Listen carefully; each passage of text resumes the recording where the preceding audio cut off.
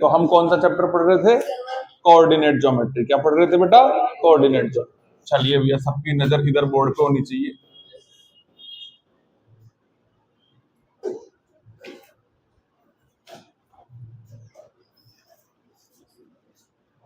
Coordinate geometry के अंदर हमने एक चैप्टर कंप्लीट कर लिया 7.1।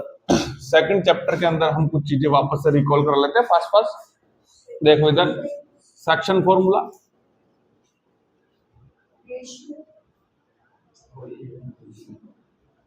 सेक्शन फॉर्मूला क्या होता है? देखो, जब भी मानो आपके पास में दो पर्टिकुलर पॉइंट है ए और बी, और ए और बी के बीच की डिस्टेंस आपको कवर करनी है, लेकिन बीच में जैसा मैंने बताया था कोई दोस्त आ गया तो ब्रेक हो गई ना, तो ये वाला पॉइंट इसको डिवाइड कर रहा है। कौन सी? ए बी सेगमेंट को।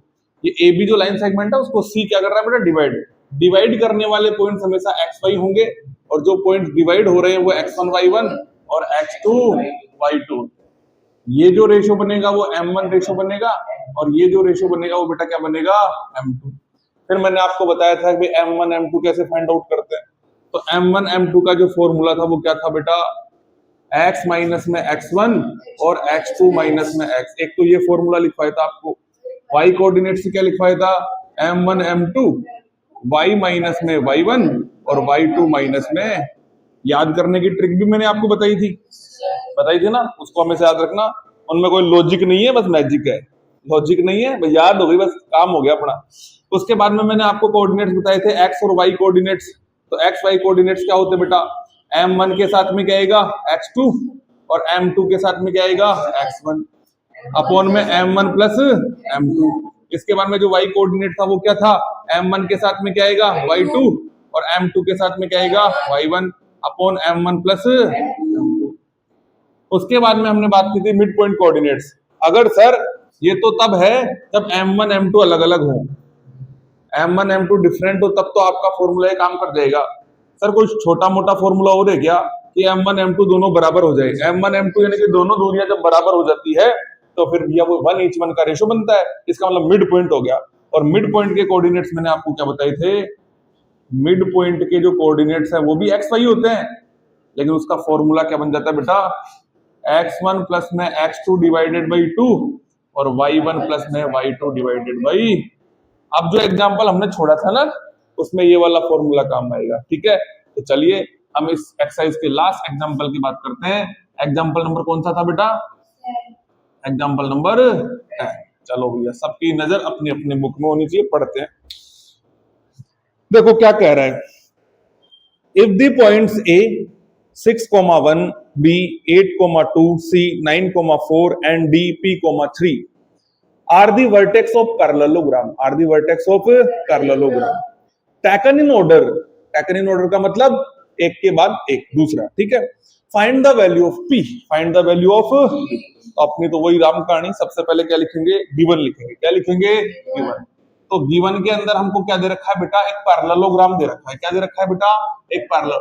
और पैरेललोग्राम कैसा होता है? क्वाड्रिलेटरल शेप में होता है। तो ये हो गया A, ये हो गया B, ये हो गया C और ये हो गया D।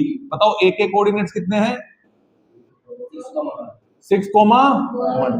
B के कोऑर्डिनेट्स कितने हैं? 8,2। C के कोऑर्डिनेट्स 9,4 और भैया D के कोऑर्डिनेट्स P,3। अब सुनो मेरी बात, फाइंड क्या करना है बेटा? फाइंड क्या करना है? Value of P। यानी कि सर सबकी जगह एक्स वाई है, यहां भी एक्स है, यहां भी वाई है, यहां भी एक्स, यहां भी वाई, यहां भी एक्स, यहां भी वाई। सर ये P बीच में कहां से आ गया? इसकी हमको वैल्यू चाहिए। क्या चाहिए बेटा? वैल्यू। अब सुनो, देखो पहले पैरेललोग्राम को समझो। हमको यहाँ क्या दे रखा है बेटा? Here ABCD is a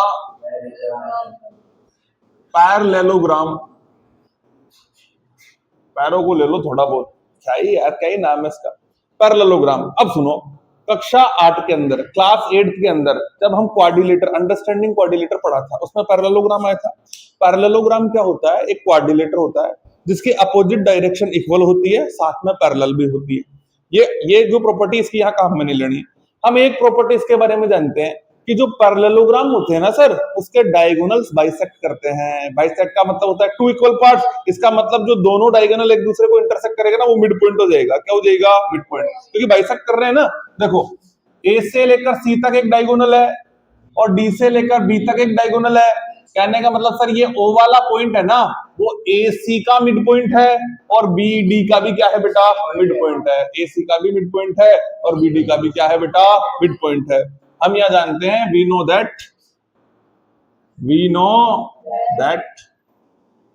if A B C D is a PG, PG बोले तो हाँ, पेइंग गेस्ट नहीं, पेइंग गेस्ट नहीं होता इसका मतलब। यहाँ क्या मतलब है इसका?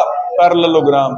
If A B C D is a PG, अगर ये एक पैरेललोग्राम है, that is its diagonal AC and BD are bisect to each। बताओ, कोई दिक्कत है क्या यहां तक? बाइसेक्ट का मीनिंग ही टू इक्वल पार्ट्स होता है। That is O is a midpoint. AC end, very good, AC end. क्या मेरी भाषा बोलने लग गए तुम तो इतनी जल्दी कनेक्शन बन गया क्या? बहुत बढ़िया बात है। यानी कि हम ये जान गए सर कि अगर आप इसके डायगोनल्स को बाइसेक्ट बोल रहे हो तो बाइसेक्ट का मतलब तुमको पता है, टू इक्वल पार्ट, इधर भी बराबर इधर भी बराबर। इसका मतलब ओ तो मिड पॉइंट हो गया। अब AC का भी मिड पॉइंट हो गया और BC का भी क्या हो गया बेटा? Mid point. यानी कि हमको O के कोऑर्डिनेट्स निकालने हैं। किसके निकालने बेटा? O। और हम सब जानते हैं सर, मिड पॉइंट के कोऑर्डिनेट क्या होते हैं? कोऑर्डिनेट ऑफ मिड पॉइंट, बताओ क्या होते हैं? ये होते हैं सर, x1 में x2 जोड़ के 2 का भाग दे दो और y1 में y2 को ऐड करके किसका भाग दे दो? 2 का। अब सुनो मेरी बात, देखो, हमें इस O के कोऑर्डिनेट्स निकालने हैं, तो हम BD को यूज करके भी निकाल सकते हैं और AC को यूज करके भी निकाल सकते हैं। अब बेटा, एक ही पॉइंट के कोऑर्डिनेट्स आप 2 तरीके से निकालो, चाहे 10 तरीके से निकालो, चाहे 20 तरीके से निकालो, आंसर भी होगा। अरे भैया, मेरे को रवि जी सर तक पहुंचना है, मेरे को भी उसी क्लास में जाना पड़ेगा। तुमको रवि जी सर तक पहुंचना है, तुमको भी उसी क्लास में जाना पड़ेगा। ऐसे थोड़ी ना कि मैं तो लंदन वाले सर के पास जाऊंगा, तुम इंग्लैंड वाले सर के पास जाओगे। एक ही पॉइंट के पास कितनी जगह से पहुंचो भैया, डिस्टेंस क्या होगी? इक्वल होगी। यानी कि इस पॉइंट के कोऑर्डिनेट्स क्या होंगे? इक्वल होंगे। चलो हम BD के लिए निकालते हैं। सबसे पहले BD के लिए, फॉर BD। अब BD का यूज करके अगर हम मिड पॉइंट्स निकाल रहे हैं तो भैया, इसको आप x1 मान लो, इसको y1 मान लो, इसको आप x2 मान लो, इसको क्या मान लो? y2। तो x1 में x2 ऐड होता है ना, तो बताओ 8 में क्या ऐड होगा? p। 8 plus p divided by 2। ठीक है, ये x कोऑर्डिनेट आ गया। y कोऑर्डिनेट के लिए अगर 2 में क्या ऐड करेंगे? 3। तो 2 प्लस 3, तो 2 प्लस 3 डिवाइडेड बाई क्या हो गया? 2। आगे सोल्व करो, बताओ ये कांस्टेंट है, ये वेरिएबल है, ये तो ऐड होगा नहीं, इसको तो एज इट इज छोड़ दो, इसको तो एज इट इज छोड़ दिया सर। 2 प्लस 3 कितना हो गया बेटा? 5/2। तो भैया ये फॉर BD के लिए बेटा ये O के कोऑर्डिनेट्स आ गए। ठीक है, coordinates of for BD, coordinates of mid point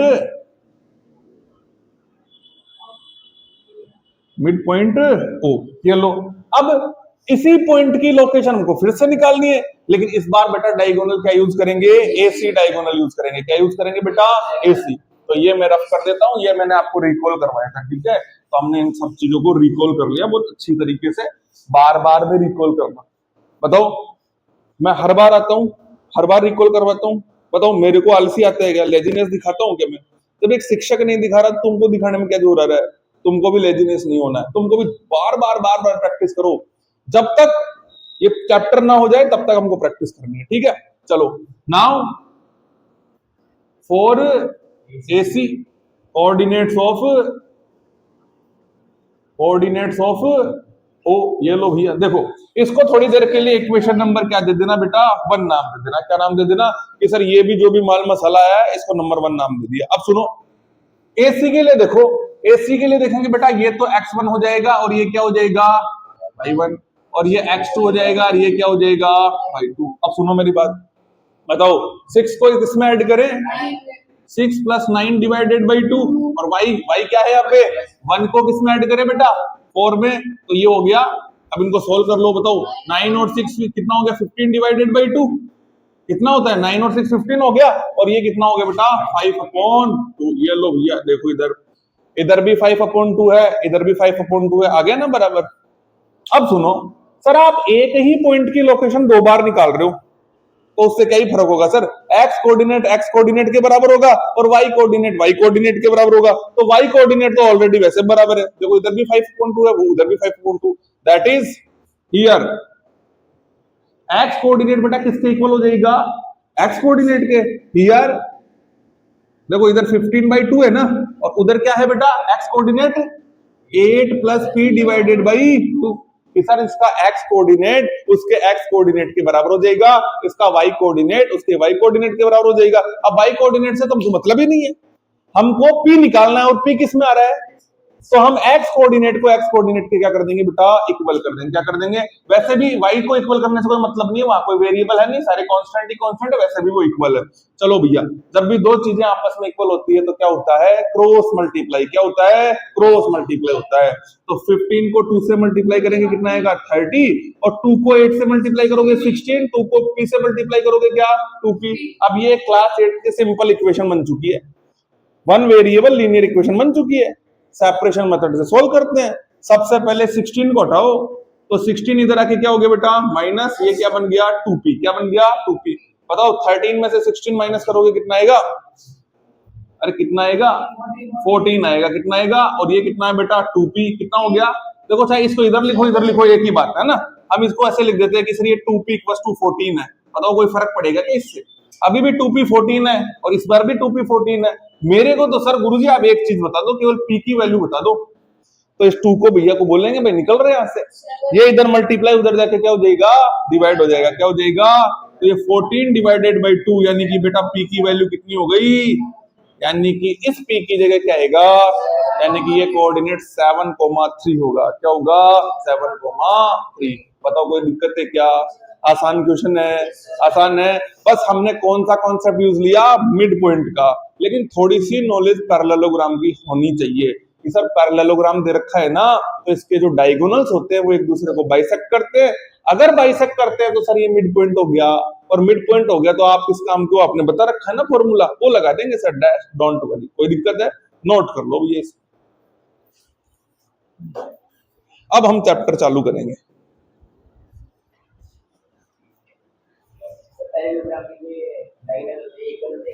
नहीं किसने कहा, अगर ये रेक्टेंगल हो जाए स्क्वायर हो जाए तो इक्वल, अगर किसी पैरेललोग्राम के डायगोनल्स को हम इक्वल कर देंगे और अपोजिट साइड्स को इक्वल कर देंगे तो उसको हम क्या कहेंगे रेक्टेंगल कहेंगे, लेकिन ऑल साइड्स को इक्वल कर दें और साथ में डायगोनल्स को भी इक्वल कर दें तो स्क्वायर बन जाएगा। आगे बात समझ में, यानी कि ये दो इसके बच्चे हैं, रेक्टेंगल और स्क्वायर इसके बच्चे हैं, पापा के डायगोनल्स इधर उधर बिखरे पड़े,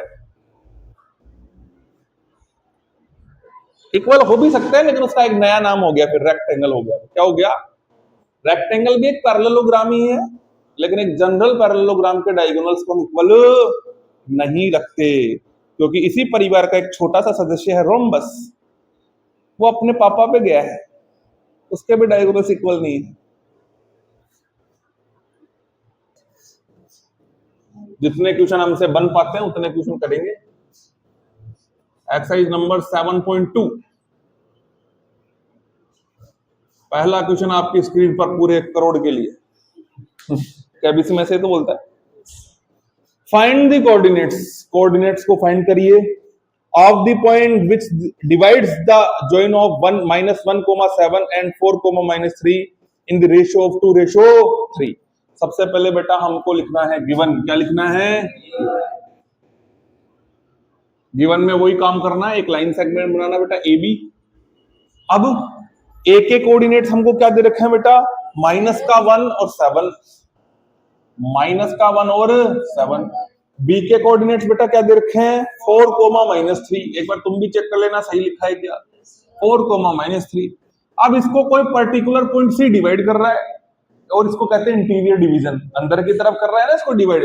इसके कोऑर्डिनेट पूछे हमको नहीं पता, हमने मान लिया XY, लेकिन जो डिवाइड कर रहा है ना वो रेशो हमको पता है, यानी कि m1 तो कितना दे रखा है बेटा, m1 तो दे रखा है 2 और m2 कितना दे रखा है, m2 दे रखा है 3, यानी कि 2:3 में डिवाइड किया है। जो हमको स्टेटमेंट वाइज एक क्वेश्चन बना के दे रखा था, हमने उसको एक स्ट्रक्चर के अंदर बना लिया। प्यारा भी दिखता है ये, जब एग्जामिनर इसको चेक करता है ना, अरे वाह लैंग्वेज को इसने स्ट्रक्चर बना दिया, बहुत प्यारा लगता है। ठीक है, नंबर 2 क्या लिखेंगे बेटा, फाइंड, क्या पूछा है, coordinates of point C, point C. इस पॉइंट सी के कोऑर्डिनेट्स हमसे पूछे, मान लिया हमने, उधर मत ढूंढे, उधर कुछ नहीं मिलेगा, हमने माना है, इसमें बोला ना डिवाइड करने वाला पॉइंट को सी मान लिया। चलो भैया, वी नो क्या होते हैं बताइए, देखें एक्स वाई कोऑर्डिनेट्स क्या होते हैं, बताओ देखें क्या होते हैं। सर m1 के साथ में x2 आएगा, m2 के साथ में x1 आएगा, m1 प्लस क्या आएगा, m2 आएगा। y कोऑर्डिनेट क्या होगा, m1 के साथ में y2 आएगा, m2 के साथ में y1 आएगा और m1 प्लस क्या आएगा बेटा, m2। चलिए भैया सोल्व करते हैं x y कोऑर्डिनेट। सारी वैल्यू तुम्हारे सामने है, इसको x1 मानो, इसको क्या मानो बेटा, y1, इसको x2 मानो और इसको क्या मानो, y2। चलो टिप टिप के सारी वैल्यू लिखेंगे, हम टिपोकड़े नंबर 1 है। ठीक है, टिप लो भैया। m1 कहाँ है रे तू, कहाँ है m1, हेरा, तो यहाँ लिख देंगे 2। x2 तू कहाँ है, ये यहाँ बैठा है, चुपके से बैठा बेटा, नजर ना पड़ जाए मेरे ऊपर, छिपके बैठा है। m2 कहाँ बैठा है, ये बैठा, इसलिए 3। अब x1 कहाँ बैठा है रे तू, x1 कहाँ, ये रहा इधर बैठा, -1, ये लो, इधर लिख देंगे 2 + 3। y कोऑर्डिनेट के लिए देखो, y कोऑर्डिनेट के लिए m1 वही 2 रहेगा, y2 2 का है रे, ये रहा भैया -3 प्लस m2 कितना है, m2 3 है, इसके लिए y1 कितना है, y1 हमको दे रखा है 7, नीचे वही 2 + 3। देखो अलग अलग सोल्व करने से बढ़िया है ना एक साथ सोल्व कर ले, हमने अलग अलग सोल्व करके भी देखा, एक साथ सोल्व कर दो, उसमें क्या ही दिक्कत, टाइम बचेगा, और टाइम बचाना हमारा जन्म सिद्ध अधिकार है। टाइम बचेगा तो ही तो पेपर टाइम से कर पाओगे। तो मैंने तुमको दोनों तरीके बता दिए। ये लो भैया एक्स वाई निकालना था सर, और एक्स वाई निकालने के लिए कैलकुलेशन करनी पड़ेगी। 4 2 जा 8, प्लस माइनस क्या होगा, ये प्लस माइनस का ध्यान रखना भैया, अपने पास केवल पॉजिटिव लोगों को लाना है, नेगेटिव लोगों को, अगर पॉजिटिव नेगेटिव है तो नेगेटिव बनेगा। 3 1 जा 3 और 2 और 3 कितना हो गया 5। चलो इसको सॉल्व करो। 3 2 जा माइनस का 6, माइनस है ना, प्लस का जगह प्लस आएगा। 7 3 जा कितना हो गया 21 और ये कितना हो गया बेटा 5, ये भी कितना हो गया 5। Very good.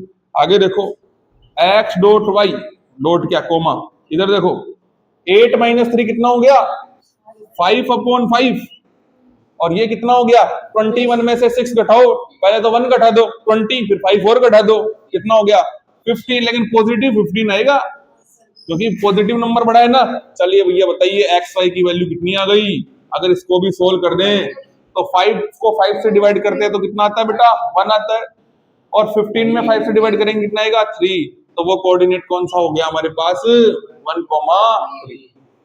अब मैंने आपको क्रॉस चेक करना बताया था, कर ले क्या एक बार, कर लेते हैं, अपना चैप्टर है ना कि सर कैसे पता लगाएं कि आंसर सही आया या गलत आया।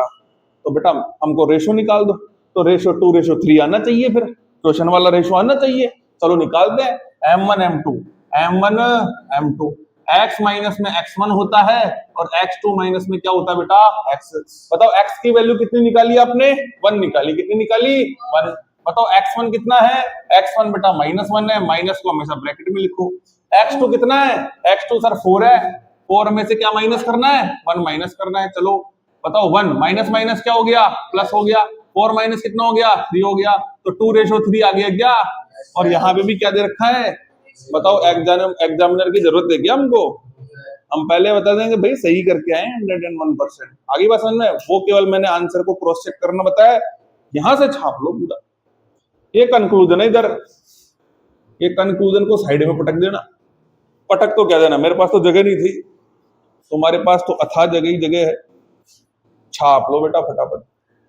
ठीक है, चलिए नेक्स्ट क्वेश्चन की तरफ बढ़ते हैं। समझ में आ गया ना, थोड़ा है ना अपनी स्पीड पे भी काम करना पड़ेगा। पूछो क्यों, क्योंकि स्पीड वहां मैटर करेगी फिर एग्जाम में। तो अभी से हैबिट बनाओ ना उसकी, क्योंकि वहां पर हमको 3.25 घंटा मिलेगा, और 3.25 घंटे में लगभग उन्होंने बताया ना छोटे मोटे मिला के 50 क्वेश्चन आएंगे कम से कम। अब 100 नंबर तो तभी आएंगे जब 50 क्वेश्चन कर पाओगे तुम। एक भी छूट गया तो फ्री का ही छूट गया। तो थोड़ा सा है ना अपनी स्पीड पे काम करना, ठीक है। बाकी तो तुम्हारी स्टडी पे तो हम काम कर ही रहे हैं, हर एक चीज दूंगा जो तुम्हें सफिशिएंट है। किसी स्कूल में पढ़ो तो पढ़ो, नहीं तो मजे मार के आ जाओ, कोई दिक्कत नहीं है, वहां भी पढ़ना है, नहीं वो जूत मारेगा। बस इतना सा ध्यान रखना है कि जिस भी टीचर से पढ़ रहे हो ना, स्कूल में पढ़ रहे हो चाहे यहाँ पढ़ रहे हो, विश्वास रखना है, ठीक है। अगर श्री कृष्ण अर्जुन के साथ नहीं होते तो शायद महाभारत का युद्ध नहीं होता, जीत ही नहीं पाते वो, क्योंकि शिक्षक जरूरी था। और यदि हनुमान जी के पास में जामवंत जी नहीं होते तो शायद सीता जी का पता नहीं लगा पाते, और सीता जी का पता नहीं लगता तो राम जी वही जंगलों में भटकते रहते इधर उधर। सीता जी अभी भी लंका के पास होते, रावण तो मरता नहीं। तो हनुमान जी के लिए भी एक गुरु की आवश्यकता पड़ी, जो जामवंत जी थे। कौन थे? जामवंत जी। वो एक चौपाई नहीं सुनी तुमने?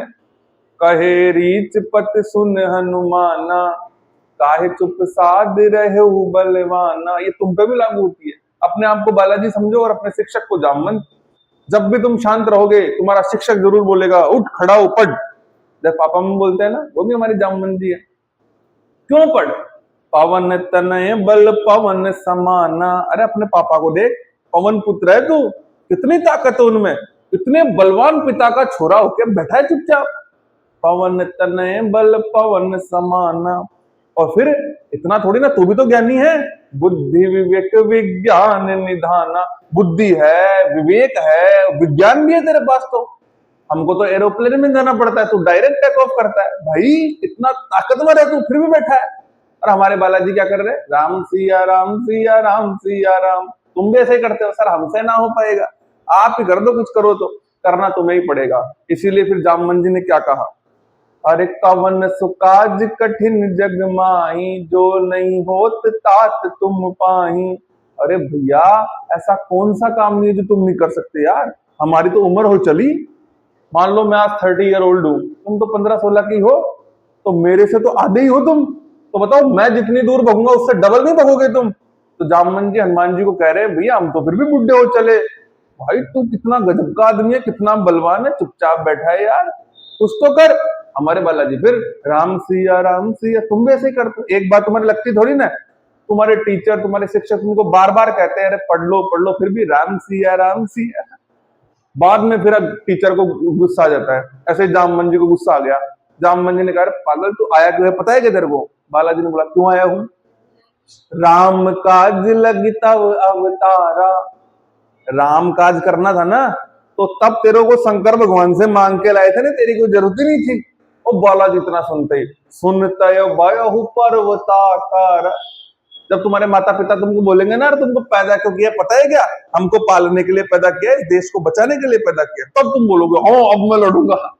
वैसे ही तुम्हें भी करना है काम। आ गई बात समझ में? बालाजी की तरह खुद को समझो।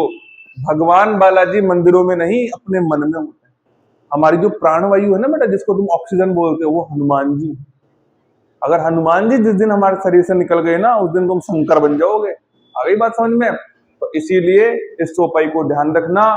भगवान श्री कृष्ण अर्जुन का वो अध्याय याद रखना जिसमें अर्जुन हताश हो जाते हैं और भगवान श्री कृष्ण उनको उठा के लाते हैं और वो बोर्ड एग्जाम टॉप कर जाता है। फिर वैसे ही तुम्हें टॉप करना है। ये कभी मत मानना कि मेरे से नहीं हो पाएगा। मन के हारे हार है, मन के जीते जीत। बस हमेशा। मैंने लास्ट क्लास में लास्ट बैच में बच्चों से क्या कहा था पता है? कि तुम्हारे मैथमेटिक्स में 100 में से 100 नंबर आ चुके हैं, साइंस में 100 में से 100 आ चुके हैं, नाटक करना है, 100 नंबर लाने का नाटक करना है। क्योंकि अगर बिलीफ सिस्टम मजबूत है ना, फिर कोई भी तुमको रोक नहीं पाएगा। याद रखना, ये किताबी ज्ञान से कुछ नहीं होता बेटा। इमोशंस, मैंने बताया ना, हमारी जो बॉडी लैंग्वेज है वो दो चीजों पर निर्भर करती है, IQ और EQ। इमोशंस होते हैं ना, वो 80% काम करते हैं। इमोशंस ही नहीं है तो फिर कुछ नहीं कर पाओगे। चलिए बढ़ते हैं क्वेश्चन नंबर 2 की तरफ। चलो, find the coordinates of the point of transection of the line segment join 4, -1 and 2, -2, -3। इस बार बेटा ट्राइसेक्ट कर रहा है। ऐसा क्वेश्चन मैंने एक एग्जांपल भी करवाया था आपको। चलिए फिर से करते हैं। तो सबसे पहले हम लिखेंगे बेटा गिवन के अंदर वही लाइन सेगमेंट बनाना है हमको। ये लो बना लिया लाइन सेगमेंट। एक तो ए है, एक क्या है बेटा बी। अब ए के कोऑर्डिनेट्स आपको दे रखे हैं 4, -1 और बी के कोऑर्डिनेट्स आपको क्या दे रखे हैं -2, -3। अब कुछ पॉइंट्स हैं जो इनको ट्राइसेक्ट कर रहे हैं। अब मैंने बताया था ना बाइसेक्ट करने के लिए एक पॉइंट की जरूरत होती है, तो ट्राइसेक्ट करने के लिए और अगर 4 इक्वल पार्ट्स में डिवाइड करना है तो 3 पार्ट, यानी कि जितने पार्ट्स में डिवाइड करना होता है ना उससे एक कम पॉइंट ले लो। ट्राइसेक्ट करना है तो हमको 2 पॉइंट लेने पड़ेंगे, एक तो सी लेना पड़ेगा और एक क्या लेना पड़ेगा डी। अब सी के ये भी डिवाइड कर रहा है, अगर ये डिवाइड कर रहा है तो इसको भूल जाओ, और इसका डिवाइड करेंगे तो इसको भूल जाएंगे, तो इसके भी कोऑर्डिनेट्स एक्स वाई होंगे और इसके भी कोऑर्डिनेट्स क्या होंगे बेटा एक्स वाई। अब सुनो मेरी बात, ये हमारा काम करेगा x1 y1 का और ये काम करेगा बेटा x2 और y2 का। अब सुनो, अब हमें m1 m2 निकालने हैं। देखो अगर हम c के लिए m1 m2 देखें 4c m1 रेशो m2, देखो बताओ, देखो ये 3 इक्वल पार्ट्स है, ट्राइसेक्ट का मतलब होता है 3 इक्वल पार्ट्स, यानी कि ये भी एक पार्ट है, ये भी एक पार्ट है और ये भी क्या है एक पार्ट है। बताओ रे भैया सी के इधर कितने पार्ट हैं 1, तो m1 तो कितना हो गया बेटा 1। सी के इधर कितने पार्ट है 1 और 1 कितना हो गया 2, ऐसा ही बताया था मैंने लास्ट टाइम। तो 4c के लिए तो भैया रेशो क्या काम करेगा 1:2। Now 4d, 4d m1 m2, बस जस्ट इसका अपोजिट कर दो। देखो डी से पहले कितने पार्ट हैं 1 और 1 कितना हो गया 2, तो बेटा m1 तो हो गया 2 और डी के इधर कितना एक पार्ट है केवल एक हिस्सा है, तो इधर कितना हो जाएगा बेटा 1। तो ये हो जाएगा क्या m1 m2 किसके लिए डी के लिए। अब सी के कोऑर्डिनेट्स में निकाल सकते हो, डी के कोऑर्डिनेट्स में निकाल सकते हो, ये हम लिख देंगे वी नो दैट में, क्या लिख देंगे, अच्छा फाइंड तो लिखो पहले, फाइंड क्या निकालने हैं coordinates of C and D. हाँ बेटा बताइए, तुम कर लो तो फिर बात ही क्या, छाप लो फिर फटाफट। हाँ वेरी गुड, तुम ही कर लो तो फिर तो बात ही क्या।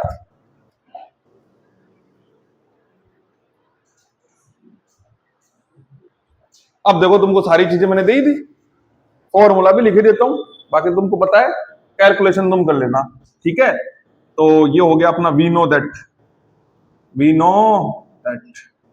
एक्स वाई का जो फॉर्मूला होता है वो सबको पता है, चाहे तो गाना गा के बोल लो m1 x2 m2 x1 m1 m2 m1 y2 m2 y1 m1 + m2। अरे स्टडी में जितना मजा आता है ना बस मजे लेने वाला होना चाहिए।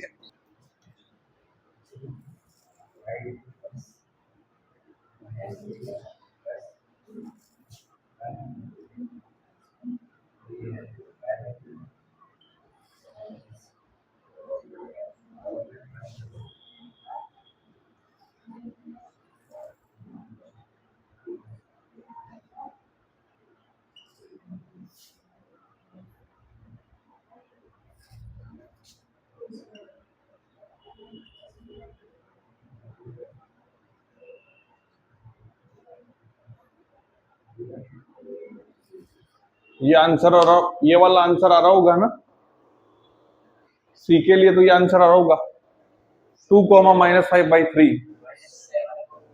-7 कहां से आ गया रे, अरे देखो m1 x2 + m2 x1, तो हाँ और गलत करेगा तो गलत ही आएगा फिर, ओ भैया गलत करेगा तो गलत ही आएगा।